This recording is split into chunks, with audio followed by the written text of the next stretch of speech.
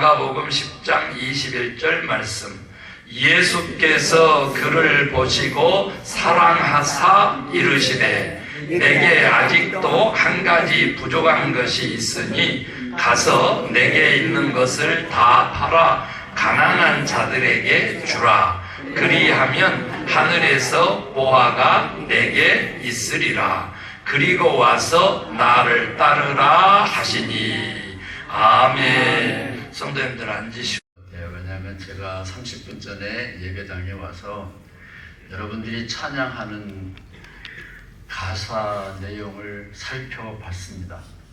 거기에 온갖 귀한 말씀이 다 들어있기 때문에 설교를 하면 우리가 드렸던 찬양의 목소리가 흐려질 것 같아요.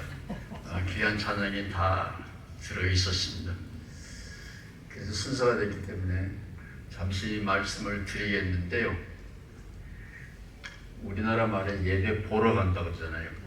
지금은 그냥 구경만 하십시오. 성경 말씀도 설명을 안 하겠습니다. 그거는 교회 목사님들마다 다 틀리기 때문에 목사님한테 드리시기를 바랍니다. 제가 잘 모르는 사람들 앞에서 설교할 때는 저는 설교가 아니라 간증을 해라. 저는 그렇게 후배들에게 가르칩니다. 시건방지게 알지도 못하는데 무슨 약을 먹어라, 무슨 약을 먹어라, 이렇게 하면 살이 빠진다, 이렇게 하면 살이 찐다 그러면 그건 안 맞는 거잖아요. 담임 목사님이라야 어떤 교훈은 살이 쪄야 되고 어떤 교훈은 살이 빠져야 되는지 알지, 이렇게 방문자는 자기 이야기를 하는 것이 원칙입니다. 그래서 제 이야기만 할 텐데, 저는 중학생 때부터 예수님을 만났는데 지금도 그 예수님이 좋은데, 이유는 예수님은 사춘기의 청년처럼, 요즘은 국민학생부터 초등학생부터 사춘기라고 그러죠. 부모님 말씀도 안 듣고 하나님 말씀도 안 듣고 하나님의 말씀을 가르치는 종교 지도자들과 싸움질하고, 카톨릭에서는 성모 마리아가 믿음이 좋다 그러지만 오죽하면 엄마가 동생들 보고 야, 너네 형이 귀신 들렸어, 가서 붙들어 와, 이 정도로 속을 새긴 예수님, 저는 그 예수님을 아직도 좋아합니다. 그래서 주님께서 저에게 자녀를 안 주셨는가 봐요. 혼날까 봐. 그래서 저는 이 예수님, 도전하는 예수님, 아니요라고 말하는 예수님이 참 좋습니다. 12살에 예수님이 예루살렘 성전에 가서 높은 사람들하고 성경 이야기를 했는데, 저는 부모가 되보지 않아서 모르겠는데 마리아와 요셉은 3일 동안 자기 볼일 보러 갔다가 뒤늦게 우리 아들이 없어졌네?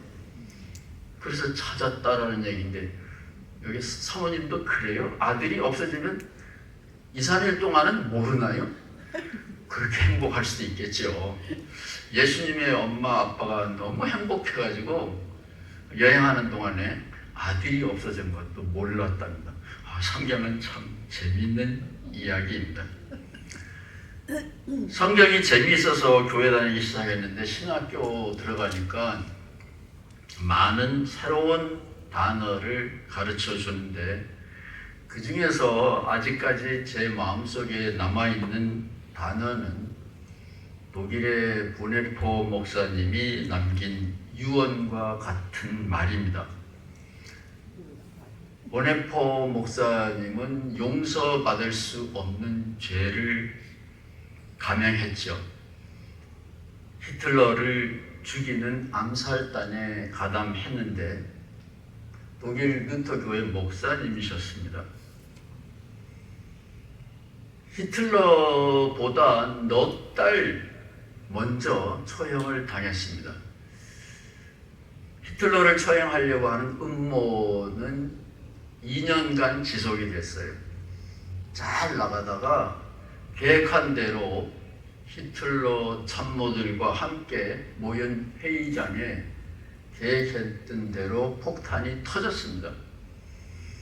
근데 전쟁이 막판이라 교착 상태에 빠져 있던 히틀러는 한심스러워서 창밖을 내다보고 있었고, 수류탄은 참모가 가져온 가방에서 그대로 터졌습니다. 이 소식을 듣고 감옥에서 보네포 목사님은 얼마나 가슴이 아팠겠어요. 목회자인 신학자인 자기가 해서는 안 될 금기를 깨고 사람을 학살하는 히틀러를 처형하는 암살단에 가담을 했는데, 물론 히틀러는 넉 달 후에 보네포는 히틀러도 넉 달 후에 처형된다는 걸 몰랐겠지만 어떻게 이럴 수가 있을까? 그때 보네포가 남긴 말이 이런 말입니다. 하나님 없이 예수의 복음을 전한다. 하나님이라는 단어를 안 쓰거나 최소한으로만 쓴다. 인터넷으로 검색해보면 이 성경에 하나님이라는 단어가 4,000번 정도 나옵니다. 그 말은 하나님을 경험한 사람들이 4,000명쯤 되고 각자 자기 나름대로 하나님 이야기를 했다, 이렇게 생각하시면 됩니다. 그런데 보네포 목사님이 이 큰 실패를 경험하고 옥중에서 1년이나 되나요? 잠시 더 머물면서 남긴 말이, 미래의 시대에는 하나님이라는 단어 없이도 예수의 복음을 전해야 된다. 그게 어려운 말로 복음의 비종교적 해석. 종교라는 말은 여기서는 하나님을 말합니다. 예수님의 이야기를 종교적인 관심이 없는 사람도 알아듣도록 설명할 수는 없겠나.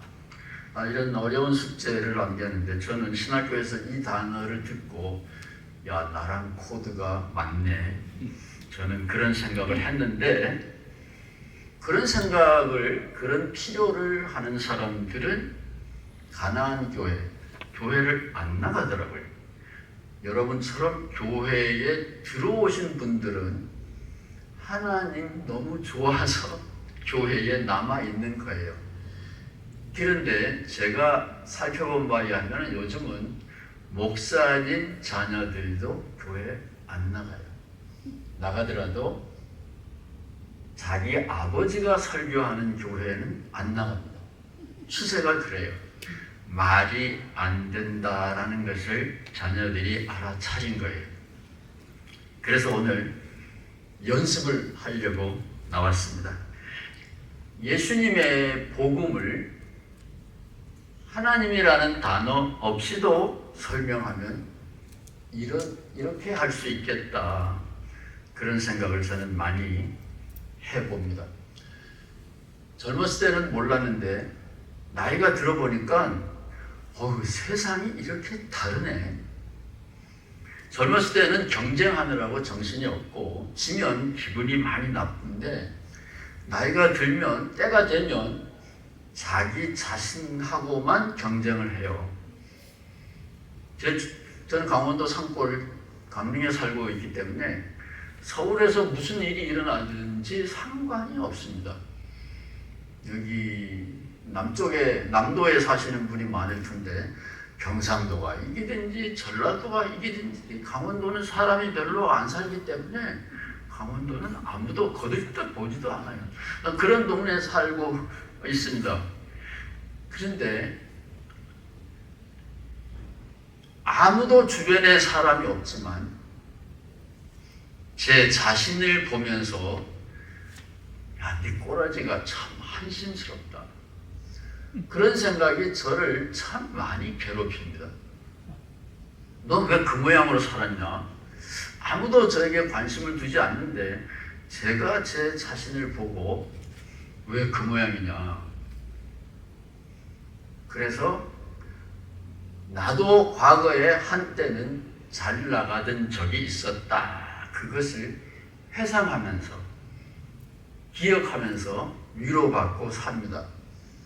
젊은 날에는 이 교회처럼 소망을 가지고 구원을 받지만 나이가 들면 남는 거는 별로 없는데 지난 날을 뒤돌아보면 하나님의 은혜라고 말할 수밖에 없는 놀라운 은총, 기쁜 순간이 사실은 참 많이 있었습니다. 기억을 못해서 그렇죠. 그래서 저는 하나님을 만난 사람을, 하나님을 은혜를 체험한 사람의 마음을 비종교적으로 하나님이라는 단어를 안 쓰고 설명한다면 죽어도 좋아. 저는 그거라고 봐요. 물불 안 가린다. 예수님 어머니가 예수님 잡아라 그래도 성경에 보면 여자여 나와 무슨 상관이 있냐 그러는데 제가 신학교에서 배울 때는 엄마 보고 여자야 그러는 거는 특별한 존경하래요. 신학교에서는 다 이상한 얘기를 많이 배웠습니다. 여러분도 한번 존경한다고 어머니 보고 여자야 한번 해보세요. 그거 왜 그러냐면 내가 예수님처럼 하는 거라고. 야 이렇게요? 된다고 칩시다.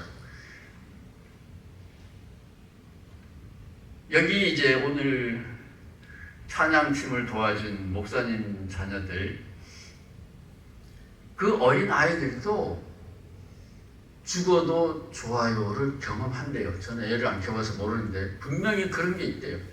그렇게 되면 어떻게 돼요? 부모 말 안 듣죠. 학교 가지 말라 그러면 더 좋아해요. 어른들도 너무 행복하면 죽어도 좋아. 그런 기억이 평생 한 번도 없었던 사람 여기 안 계실 거라고 봅니다. 그러면 사춘기의 어린 아이가 혹은 마약에 빠진 청년이 너무 기뻐서 죽어도 좋아. 그러면 그것이 성령 체험이고 은혜 체험이냐? 그건 아니죠. 사춘기의 어린아이가 혹은 마약에 심취한 청년이 죽어도 좋아. 혹은 어젯밤에 새로운 남자, 새로운 여인을 만나서 황홀했던 할머니, 파고다 공원 할머니, 할아버지가 죽어도 좋아를 경험했다고 쳐요. 죽어도 좋아는 같지만 이것이 성령 체험이고 이것이 임마누엘 체험이겠느냐? 그건 아니죠. 예수님, 하나님을 만나서 죽어도 좋아를 체험하는 경우와 파고다 할머니 혹은 사춘기의 청년들 혹은 요즘은 한국에서는 중2 남학생이 제일 무섭대요. 부모 눈에 안 보인대. 그러면 중2 남학생이 죽어도 좋아를 경험하는 것은 목숨을 잃는 것을 두려워하지 않는다는 점에서는 똑같아요. 그런데 예수님을 만난 사람들이 죽어도 좋아를 경험할 때는 다른 사람이 참여할 수 있는 겁니다. 나눌 수 있는 거예요. 이 주보의 글씨를 제가 열심히 봤거든요. 생명, 죽어도 좋아인데 내가 경험하는 죽어도 좋아는 생명 파괴적인 것이 아니라 생명을 돌보는 겁니다. 양생하는 거예요. 그리고 나만 하는 것이 아니라 너도 같이 참여해. 그러면 더 좋은 거예요. 마약에 빠진 사람, 파고다 공원의 할머니, 할아버지들 혹은 게임 중독에 빠진 사람은 주변에 사람이 안 보여. 부모도 안 보여. 친구도 안 보여요. 그러나 예수님을 만나서 죽어도 좋아를 경험한 사람은 너도 와, 너도 와.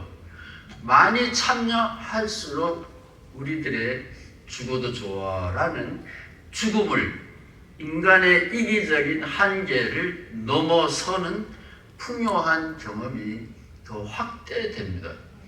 그래서 저는 예수님을 만나는 그 경험을 꼭 하나님이라는 애매한 어려운 단어를 쓰지 않고도 얼마든지 설명할 수 있겠다, 그런 생각을 참 많이 해봅니다. 내 제자가 목사님인데 중학교 2학년 학생 목에다가 핸드폰을 걸어주고 10시까지 귀가하든지 귀가하지 못하면 반드시 문자해라. 근데 중2 학생은 부모가 눈에 안 보이죠.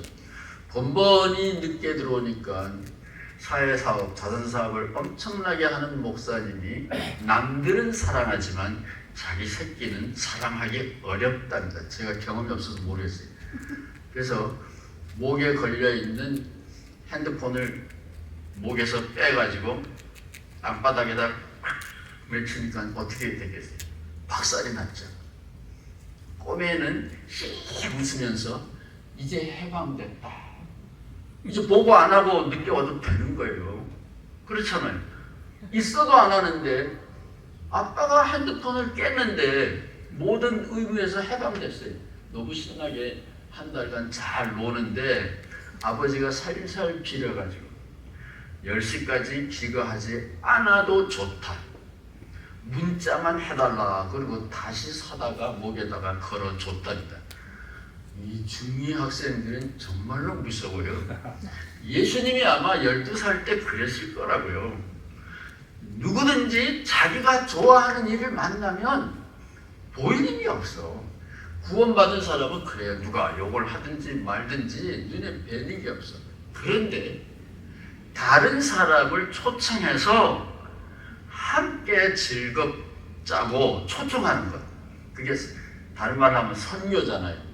기쁨에 동참하자고 초청하는 것, 그것이 예수 만난 사람들의 특별한 행복이라고 봅니다.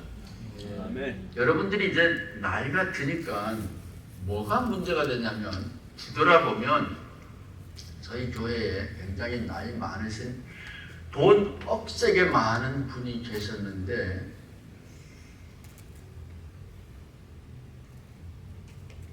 제가 미처 나이가 안 들었기 때문에 그분을 충분히 도와드리지 못했다라는 생각이 많이 들어요. 그분은 사람들을 모아놓고 점심 사는 게 취미인데 저는 아직 젊었기 때문에 노인들에게서 뭔가를 배우려고 해요. 욕심이 많은 거죠. 근데 2번 만나는 것까지는 되는데 3번째부터는 어떻게 돼요? 여러분 잘 아시죠? 똑같은 얘기 또 해요. 그 다음부터는 홍 목사, 내가 밥 살라 그래. 사람들 좀 데리고 와. 들은 척도 안 했어요. 정말 하나님 앞에 참여합니다. 가수는 레퍼토리라는 게 있잖아요. 자기가 잘 부르는 노래. 그런 것처럼 나이 드신 분들은 자랑하고 싶은 자기의 스토리가 있더라고요. 2번, 3번, 4번 만나도 맨날 그 소리만 해요. 자기가 잘했던 것 혹은 억울했던 것 계속 그 얘기만 해야 돼요. 그런데 그거를 계속 새롭게 들어줄 수 있어야 노인네 목회자가 되더라고요. 제가 다시 태어난다면 그렇게 할 거예요. 왜냐하면 제 주변은 다 노인들이기 때문에 노인들의 모습을 보면서 제가 배우는 거예요. 저는 학교에서 선생님들하고 싸우는 것, 좋게 말하면 대화하는 것, 그것이 평생의 가장 즐거운 체험이었어요. 선생님이라고 뭐 다 잘하나요? 선생님이 뭐 진화론을 가르치더라고요. 4학년 때인가 시골에서는 원숭이를 본 적이 없는데 뭐 원숭이가 크면 사람이 된대요. 그래서 나중에 제가 서울에 어떻게 와가지고 일찍 창경원에 가가지고 원숭이를 한참 들여다봤습니다. 얘가 사람이 되나? 내일 오면 사람이 될까? 계속 봤는데 원숭이는 그대로 원숭이더라고요.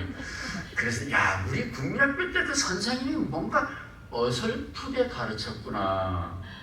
그래도 저는 학교 선생님들하고 싸우면 그렇게 즐겁더라고요. 미국에 와서 유학을 와서도 선생님들하고 싸우면 저는 그렇게 즐거웠어요. 그래서 누구든지 자기가 즐거웠던 경험이 있고 그것을 생각하면서 그것이 종교적이든지 비종교적이든지 하나님이 여러분의 코드에 맞는 귀한 시간을 선물하신 거다 이렇게 믿으시고 그런 아름다운 경험이 살아가는 날 동안 다시 발생하도록 노력하시면 그렇게 어렵지 않을 겁니다. 이제 끝으로 톨스토이의 아름다운 짧은 동화 이야기가 있습니다. 어떤 사람이 세상을 떠나는데 이분을 천국으로 데려갈 구실을 찾고 있는 안내 천사가 일생을 뒤돌아보니까 이 할머니가 좋은 일을 한 게 하나도 없어요. 근데 아시죠? 근데 이 할머니가 우연히 파 한 뿌리를 누군가에게 적선한 기록이 남아있는 거예요. 막 뒤지다가 그걸 찾았어요. 그래서 하나님께 이 할머니가 그래도 이 세상에 있을 동안에 누군가를 도와주는 그런 선행을 했습니다. 이렇게 보고를 하니까 하나님께서 팥뿌리를 내려보냈어요. 지옥으로 가고 있는 동안입니다. 그래서 이 팥뿌리를 붙들고 올라오라고 막 하는데 지옥에 있던 다른 친구들이 야 너만 가냐? 나도 좀 가자. 줄줄줄줄 했는데 막 발버둥 치니까 그 팥뿌리가 뚝 끊어졌다. 톨스토이 이야기는 거기서 끝나는데 톨스토이는 이제 크리스찬이거든요. 그래서 기독교 이야기를 풀어내려고 했던 분이에요. 그래서 주석을 붙이면 이 팥뿌리는 이 할머니에게는 이 세상에 있었던 기억을 되살리는 팥뿌리지만 이 천국과 지옥의 갈림길에서 하나님이 내려보낸 이 팥뿌리는 특수한 거라 가만히 붙들고 있으면 나만 사는 게 아니라 줄줄줄줄 와가지고 다 천국 갈 수 있는 튼튼한 팥뿌리였습니다. 저는 그렇게 믿어요. 이 할머니가 마지막에 인색하게 굴었으니까 자기도 지옥 가고 친구들도 못 구원한 거죠. 노인이 되고 보면 자괴감이라 그러죠. 아, 왜 내 모양이 이래? 스스로를 미워하게 되고 파괴하게 된다. 여성분들은 잘 모르겠어요. 생명을 돌보는 전문가이기 때문에. 남자들은 그렇답니다. 옛날에는 뭐 월남전에 가서 장군이었다고 할지라도 나이가 들면 아무도 알아주지 않기 때문에 거울도 보기 싫어져요. 그렇지만 아름다운 추억, 기억이 없는 사람은 없어요. 이제 여러분 옆에 혹시 만나게 되는 친구분들에게 그분들의 표정을 유심히 보십시오. 어떻게 하면 웃을 수 있는지. 웃을 때 힘껏 박수 쳐주고 넘어지려고 할 때 손잡아주고. 제 제자가 장애인 목회를 하고 있는데 장애인에게도 그런 기본적인 사랑의 능력은 남아있는 경우가 참 많이 있답니다. 장애인이 줄넘기를 연습해서 7년 만에 줄넘기를 했는데 부모는 포기했기 때문에 모르더라는 겁니다. 평생 가는 장애인처럼 이제 나이가 들면 고칠 수 있는 병이 아니잖아요. 우리는 무덤을 향하여 가고 있습니다. 이게 고칠 수 있는 병이 아니에요. 이 과정에 있다고 할지라도 우리는 생명을 돌보고 생명을 풍요롭게 할 능력이 우리에게 남아 있습니다. 웃어주시고 손 잡아주시고 귀가 잘 안 들려도 똑같은 얘기 계속해서 들어주시고 그러면 지난날 우리가 행복했던 그 아름다운 은총의 시간이 연장되고 확대되고 저는 그것이 하나님을 기쁘게 해 드릴 거라고 확신합니다. 우리의 은총의 경험은 꼭 하나님이라는 어려운 단어를 쓰지 않더라도 우리 주변에서 늘 볼 수 있습니다. 혹시 제가 살아서 다음에 또 만나면 제가 얘기하는 것이 아니라 여러분이 간증, 이렇게 나는 한번 웃었노라, 이렇게 옆에 있는 사람 손을 한번 잡아봤노라, 뭐 그런다면 우리가 얼마나 풍성한 잔치가 되겠습니까? 감사합니다.